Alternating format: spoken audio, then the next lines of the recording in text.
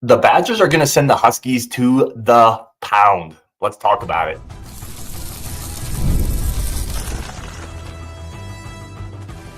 You are Locked On Badgers, your daily podcast on the Wisconsin Badgers. Part of the Locked On Podcast Network, your team every day. What is going on, Badger fans? Welcome to Locked On Badgers, your team every single day. Part of the Locked On Podcast Network. I'm your host, Ryan Herrings. If you're an everydayer, appreciate you being here. If you're not an everydayer, still appreciate you being here. There's a lot of things you can do with your time. And if you just spend a little bit of it here, it means a hell of a lot. So thank you for that. Today's episode, we were talking about a must win for this Badgers basketball team and why they're going to get it. We're going to talk about the keys to the game, players of the game, and then one note that you have to be careful of with this Washington team. That's all coming up today. Let's start why this is a must win. So I've talked about this team coming off that Oregon kerfuffle, that Oregon landfill, that Oregon, whatever you want to call it, dystopian vision of what this team is, that last collapse that I was there for. I was in the Kohl Center at the very top, but I was there. And we talked about it and why I don't think it's a bad loss and it's a terrible collapse. And it's also probably not a huge deal. I've talked about that. This game is a huge deal.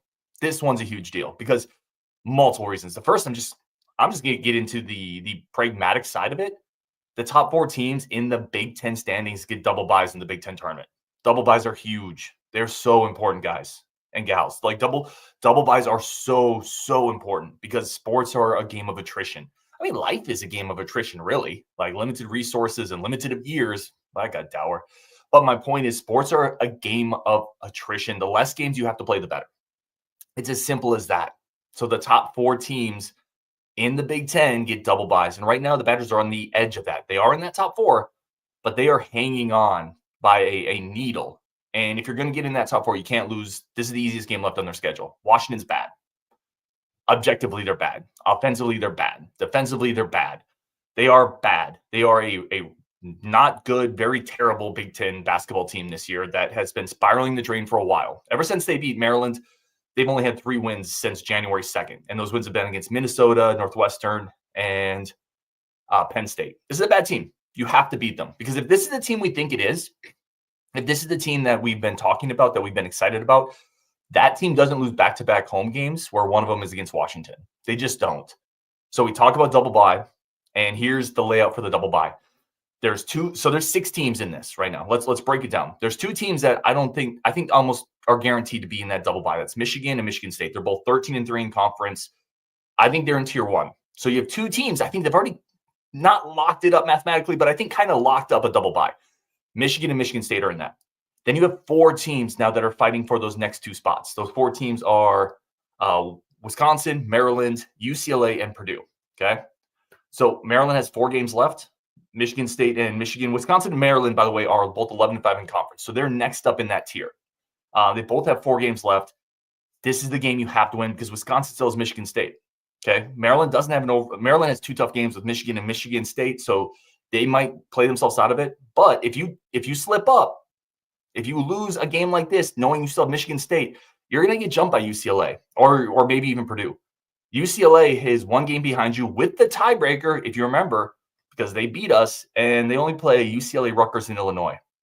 You can't drop this game. If you drop this game, I think you lose the double bye. And again, if you want to make a run, this is partially why I don't like the Big Ten tournament. I've talked about it. It's just I will break my heart if we lose a key player in the Big Ten tournament. And I know that's sports. I know there's nothing you can do about it. But the less games you play, there is something you can do about it. You give yourself less opportunities to get hurt. Get that double bye. It starts with beating Washington. You have to do it. Absolutely have to do it. No excuses. You win this game, you still have the ability to drop 1 more and still get that double bye. If you lose this game, I think you're probably going to lose to Michigan State as well. Then not only do you have a trend forming, but you also probably lose out on that double bye. And then we get to the next issue. If you drop this Washington game, currently Wisconsin is mostly slated as a 3 seed. Okay. Most bracket, like it's not official. And we got to see what happens down the stretch with all these teams. We got to see what happens in the Big Ten tournament. Although the Big Ten tournament doesn't shift seeding that much, which is another reason I don't like it. I don't like it. I'm going to just keep beating that horse. It is what it is. Nobody cares. Right now, you're about a 3 seed. If you lose this game to an objectively really bad Washington team, you're going to start dropping in the seeding. And what is great about the 3 seed? You miss the 1 seeds.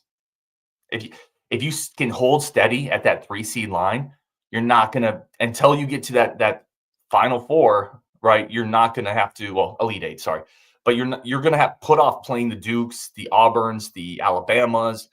You're going to put off playing those teams for as long as possible. If you can hang on to like that 3 seed, that even if you could get up into a 2 seed, when you start dropping into that 4 seed, you're going to be placed on the side of the bracket with a Duke, a Cooper Flag. You're going to be placed on the side of a bracket with Auburn and Alabama and those ridiculous teams. You don't want that. So you got to maintain that 3 seed, which again is why this is a must win. This is a must win to avoid the double bye. It's a must win to continue seeding. It's a must win because you can't let this thing tailspin. You can't let this thing spiral out of control after all the incredible work you've done this year, beating Purdue, knocking off Illinois recently, like everything that you've accomplished this year. You can throw a lot of that out the window with the bad stretch down the final homestead of the season. You can't do that. You cannot lose this game. It is a must win for the psyche of the team, for the confidence, for the seeding, for the fan base, for the players. You got to get it. Got to get it. No excuses. Wisconsin is a 16.5-point favorite. This would be a terrible loss. And I would call it that. I would call it a terrible loss. I think we're going to get into what I think is going to happen. I don't think they're going to drop it. But make no mistake, this is a very, very big game. Jack Herrera says losing the game means more than just losing the double bye. It means we're vulnerable to a bottom-tier team and can't handle adversity. Spells an early exit. It's a great point. I mean, it's a great point from Jack. Like, if you lose this game, it's not because Washington's better. Let's be super clear on this. If you lose this game, it's because you have a hangover from the Oregon game, from the Oregon loss. As a veteran team, you shouldn't have that. You should not have a hangover from Oregon with this type of veteran team. You should be able to put that in your back pocket. We played 7 bad minutes down the stretch. It is what it is. Now we move on and we trounce the imposter UW. Because, by the way, Washington fans like to call themselves UW as well. There's only one UW in the Big Ten. Let's be super clear on this. There's UW and then there's Washington or the Huskies. Whatever you want to call yourself, you're not UW. That's taken.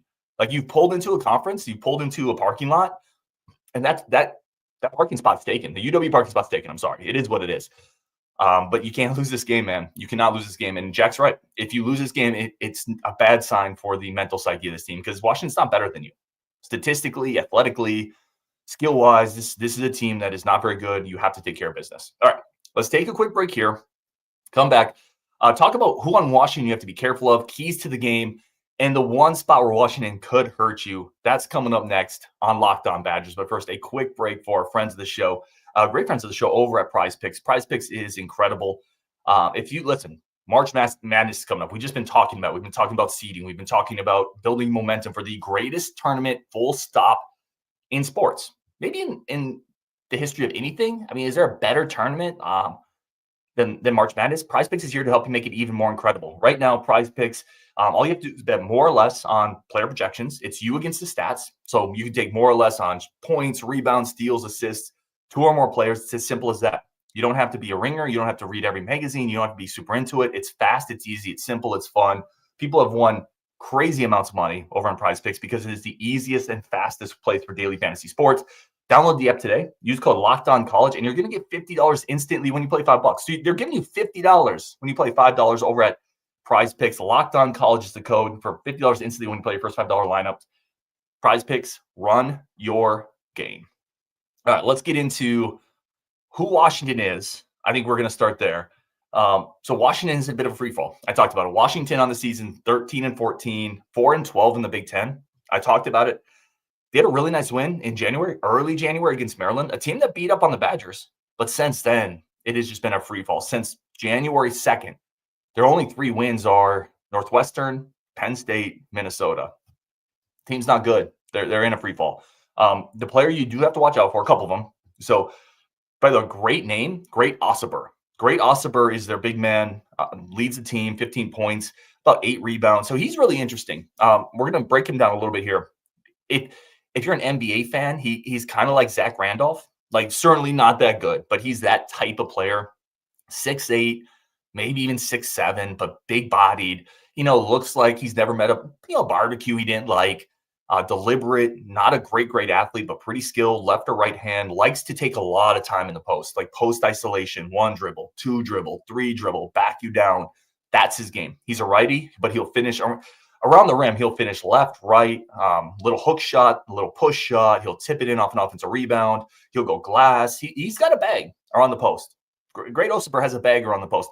And he's also the type of guy that's uniquely problematic for the Badgers because he's that bigger, more physical center that we just don't have a great matchup for. Size-wise, height-wise, you would love to put Nolan Winter on him, but I think Nolan Winter is going to get bodied a little bit by Great Osobor. So I think you put Crowell on him, and you just be patient, and you just make him take contested post shots because he does a pretty good job of drawing fouls. So you don't want to jump. Again, he's just a kind of a skilled, below the rim type of big man. He's going to use pump fakes, drop steps, left hand, right hand, little push shots, hook shots. He's going to try to get you in foul trouble. Just play him straight up. Make him take contested post shots. I think you're going to be all right. He's not a jump shot threat. His jump shot's slow, deliberate, a little ugly. He doesn't shoot a ton of them. He'll hit an open three occasionally. He's 61% from the line. So again, the type of player, they're going to throw it into him. They're going to space around him, and they're going to say, we're just going to let him go. And if you double team him, we'll play out of that. So I think my strategy here, because we're going to get into it, he's not their most efficient player. He's not. He's probably their best player. Good passer too, but their most efficient players, they got two guys that are shooters. It's Tyler Harris and it's Makai Mason. So Tyler Harris, Makai Mason on spot up shots. This is where it gets dangerous. If you decide to double Great Osobor, which again, I think you selectively dig down on him. I think you see if Crowell can handle him for a while, because here's where they get dangerous. If you do want to draw up the plan where Washington keeps this close, their two most efficient plays are their shooters taking spot up shots, right? It's Tyler Harris and Makai Mason, who are both 91st percentile in spot up shooting. That's elite. That means if you kick it out to them, they're going to bang shots. They're both averaging 1.2 points per play, almost identical. So if you double Osobor and he kicks it out to their shooters, they're going to have some success, which again is why I think you selectively double down on Osobor, and he's not that efficient. And you just say, I don't think you can beat us taking contested post shots. Prove it. And if you can get 40, do it. But I don't think he can. So that's the player you got to look out for. Again, he's a righty. He'll finish around the rim either way. Not a good jumper. Utah State transfer. He's averaging 15 points, 9 rebounds, shooting 47% from the field. Talked about the couple shooters. They do have a balanced attack. They got 9 guys, 5 guys averaging 9+ points. So they spread it around a little bit. But this is not a good team. Offensively, they're pretty average across the board. Defensively, also pretty average across the board, except for one thing. This is funny. The one thing they're really good at defensively, Washington, where if you look at analytics, if you look at where they've had the most success this year, or offensively when they've had the most success this year, is when they played against the zone. So that's not going to work against Wisconsin because we don't play zone. I mean, listen, Greg Gard occasionally has thrown it out this year, which I love.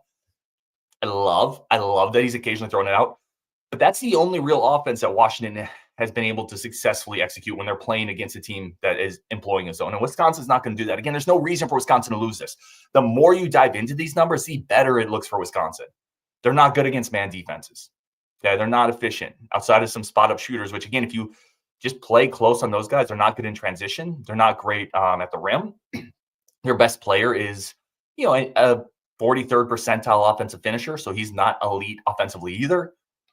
You just kind of play them straight up, close out on their shooters. I think you win this running wave as long as you play intelligently, right? Don't foul them. Don't over-rotate. Play sound structural defense. I think you're fine in this game. A couple other things to get into here. Again, we talked about their offensive players. Defensively, you start diving into them defensively. So they don't give up a lot of threes, which is a big part of what they try to do. So they are 28th in the country in three-point attempts against. So they are closing out. They're forcing shots at the rim. They're forcing shots in the post.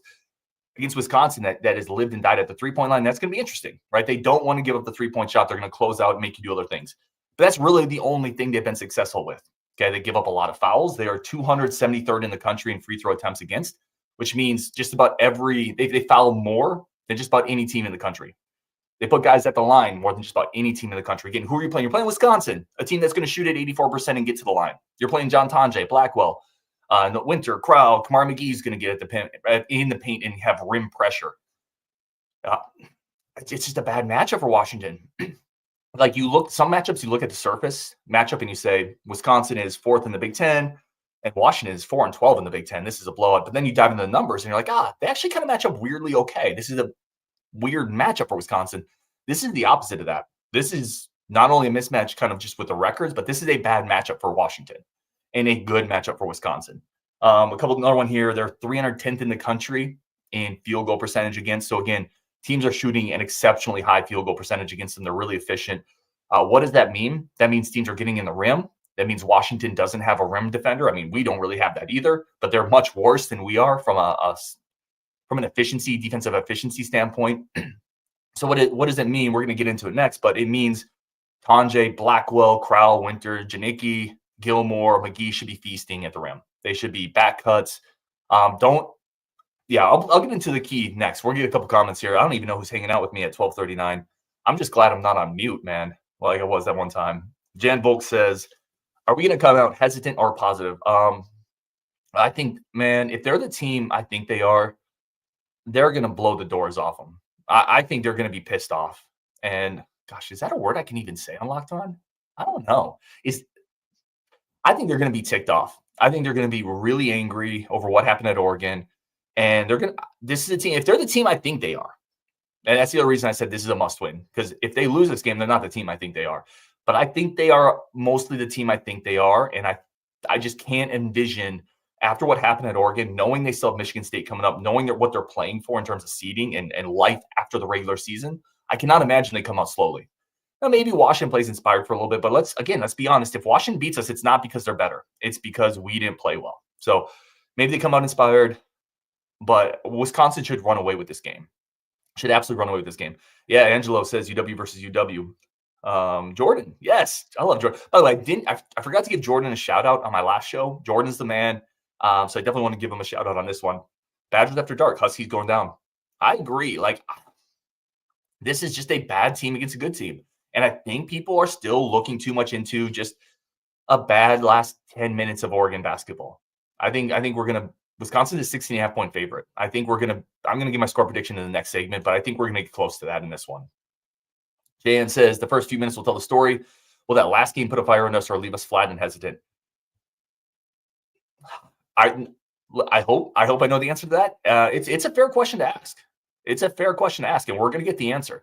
Like, I'm not, certainly not a fortune teller. I don't know for sure. My inclination is that they're going to come out ticked off and they're going to play really well this game. That's what I think is going to happen. But if they don't, my worry meter goes from it's like at a 2 after Oregon. If they don't play well in this game, even a close, if this game against Washington comes down to the wire and they win 70-68, that's not going to be a good sign. This is a game they should win by 10 plus, maybe even more than that, quite frankly. But it should be a comfortable win. And if it's not, I'm a little worried. Pedro says, if you're comparing him to Zach Randolph, I don't know if I have faith in Crowell to defend one-on-one. Yeah, like Zach Randolph is the prototype that I'm comparing him to. Obviously, Zach Randolph was he was 3 elevator stops above great Osobor, right? Like he was incredible, 20-point score in the NBA. But just when you watch him, you're going to see a similar stylistic play, just a much lesser version of it. So don't get too freaked by it. I actually think Crowell will be okay on him. And then I do think you occasionally double, you occasionally dig, you occasionally send a guy, but just keep in mind their most efficient shots come on spot up shots, which a lot of that's probably out of a double, right? A lot of that's going to be just kick it, a dig, kick it to the corner. Tyler Harris is going to shoot it. Tyler Harris shooting 50% from 3 this year. You got to be careful if you're going to double him. I would do it selectively. And I would also just say, Steve, just play him straight up. One of the things Bo Ryan always said, and it's difficult to hit really contested post shots. That's not an easy shot. So play straight up. Don't go for the old man game, the pump fake. Make him earn everything. And I don't think he's good enough to beat us if that's what happens. L. Mills, Blackwell needs a solid performance. Yes, I agree. Like, he has been, and I love Blackwell, but he's been in a slump. I think that's fair to say. And you can point to the egregious kind of turnover at Oregon, but just offensively, he was 0 of 5 in that game. And some of those were good shots, but he is due a breakout game. I 100% agree. All right, we're going to take a second here. I'm going to come back and talk about 3 keys to the game. This is what the Badgers have to do. This is what they have to do offensively and defensively to bury this one. That's coming up next on Locked On Badgers. First, a quick break for our friends of the show, and thank you for tuning in. All right, here's what the Badgers have to do. Here are my keys to the game, and then we'll finish off with your comments. This is a big game, like I said. Just to recap, the Badgers have to win this one. I think double buys in play. I think the team's kind of psyche's in play. I think seeding's in play, and Washington's bad. I'm going to keep reiterating that. They're a bad team. They got to win this game. Here's my keys to the game. You got to pound them inside. You have to hit Crowell. You have to hit Winter. You have to drive in the paint with reckless abandon. with enthusiasm unknown to mankind. If you're John Tonje, pump fake, they're trying to take away the three. That's what they do. Pump fake, get in the rim, 2-foot jump stop, pump fake, get into their chest, draw foul. They're not good. They're not good at defending like that. They're not good defending pick and rolls. They're not good at defending dribble handoffs, action, isolation. They're good at taking away three-point attempts. So get in the paint. Put pressure on them. They don't have how many times have we played teams where we're like, gosh, it would be nice to have a rim protector. They don't have a rim protector. This is a big game. Blackwell, a big game to get in the paint, get going. Klesmit, we've seen him get in the paint more and more, probe more and more. Another big game where could he get his first 2 or 3 shots with that little runner, that little float shot? Yeah, you should do it. Let's hit Winter in the paint a little bit more. Osobor is not a great defender. He's okay, but he's not a great defender. He's not super athletic, and he's a guy that just he wants to be Zach Randolph. He wants to play post offense, and the rest of it's just kind of He's not a great free throw shooter. He's not a great defender. He's not a great athlete. He'll give you 15, 17 points and 8 rebounds. He's a good player, but attack him in the post. Make him work defensively because he doesn't want to do that. Get out in transition, right? This is a team that Osobor he's going to struggle if you get Winter and Crowell moving in transition. If you play small with Winter, you get in transition, he's going to struggle. So don't fall into the trap of doing the one thing that their defense is really good at taking away, which is three-point shooting. Don't fall into that trap because we do that sometimes because we're a great three-point shooting team. But that's the one thing they're pretty good at defensively. So don't force it. Don't try to do the one thing they're really good at and bang your head against a brick wall. No, just take it to the cup, get fouled, put pressure on them, and they're going to unravel. Like a cheap car, they're going to fall apart. Next key here, early. Yeah, so this is one I actually wrote down, and Jan hit this. I think it's the early start. I think you have to come out, and it doesn't mean you're up 10-0, but you have to look crisp. You have to look like this really matters to you, and you can't look like you're playing a 4-12 Big Ten team. So early start, energy, crisp passing, no silly turnovers. Keep in mind, Washington watched the Oregon game. Don't be surprised if they come out in like a 2-2-1 press or a 1-2-2 and try to force something because they saw what happened to us. We unraveled a little bit. So get ready for that. You best not be taken by surprise if they spring some type of press against you because the Washington coaches saw it. So be prepared for that. Fast start. Do what you do offensively. Don't fall into the trap of shooting too many threes. Again, so here's my prediction. Badgers are 16.5-point favorites. I don't think they quite cover that. 16.5 is a lot of points. I have us winning 88-74, so a 14-point win. But I feel like it's going to be a game that never really feels threatening. So maybe it's like a 20-point game. They carve it down at the end. This is a team that we should beat pretty easily. I expect us to beat them pretty easily. And if they don't, I'm going to be worried and or frustrated. All right, let's get some comments in here. Jan says, yes, on the zone. I think we need to do that when the opponent is taking the ball under the basket. A lot of coaches do. So a lot of coaches will go auto zone when the team is on doing a blob, which is a baseline out of bounds, or, a lot of teams will. My issue with that is you're 5-on-4 at that point, right? Because they have a guy inbounding. You have 5 guys covering 4. I think you should be able to man up on that and not have to go into zone, because if you go into zone, which this team, again, I'm not a guy that's against zone. So I'm not hating on the idea, Jan. But if we're not a team that practices a lot or better at man, I would just rather stay in man, because if you are zone out of bounds, they get it in, then you're either in a matchup zone, you stay in zone, or you got to try to scramble the switch. I don't think we have to do that in this game. I just think we're better than them. But I hear you. Pedro, that night on mute was an even later stream too. Yeah. For those that weren't here, I did like 2 segments of a live stream where my mic was muted and I didn't check the comment section. So it was ridiculous.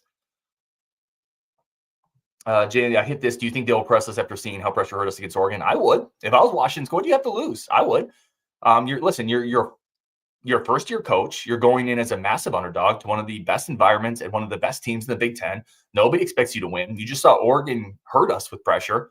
I think it'd be borderline ridiculous. I was trying to think of a better word. There's one on the tip of my tongue, but it would be almost indefensible for Washington not to try it and just to see if they can have a similar level of success, which is why, again, it can't surprise you. If you're Wisconsin and that trips you up again, then that starts to get on coaching. Right. The Oregon one, I think that was more on players. People drop passes. Gilmore just threw a bad pass. Like, players should be able to break a press. It's been practiced. This is not new, by the way. When people sometimes say, well, how could guard not have them ready to break a press? People have broken presses, these guys, since 8th grade, since 7th grade. They're not complex press breaks. They're really not. Coaches use similar press breaks there's scheme differences for sure, but they're not overly complicated. Players know how to break presses at the D1 level is my point. But again, if it happens again and there's no adjustments, then you start to look at the coaching. I don't think it will. JB is in the chat. Another guy, I forgot to give him a shout out on yesterday's show as a person that was there. I love JB. Super stoked to see him. JB's a great dude. And I was super, super stoked at the get together to spend some time with my guy, JB. We talked about Josh Gosser, if he is a role player or a star, and that conversation will never die. All right. Let's finish up here. And Pedro says, yeah, guard maybe just run zone to put it on tape. For sure. Like if you put it on tape, then someone has to at least be aware of it, acknowledge the existence of it. Where I think this team could really feast with some zone is certain lineups where you have winter and then small ball, and you come out of a timeout and you just throw some kind of a 1-3-1, something unique at them out of a timeout, or you catch them off guard and maybe you steal a possession. That's where I'd like to see it occasionally, but it's never going to be a big part of what we eat, right? Like if our team is like the buffet, the zone is like a crouton. Everything else is the meat and potatoes of what we do. So yeah, I would like to see it a little bit more, but you're probably right, Pedro. I think he probably puts it on there to show film, so teams know there's something there that we can go to if we wanted to. All right, we're going to wrap it up there on Wisconsin. Appreciate the heck out of every one of you, whether you joined us on this late one or if you're going to see it tomorrow, whatever it is. On Wisconsin, beat Washington. I think they're going to do it. When you're done, go check out Locked On Big Ten. All the biggest stories from the Big Ten Conference over at the Locked On Big Ten channel. Go check that out after this show's done. Thank you so much for tuning in, and we will talk later.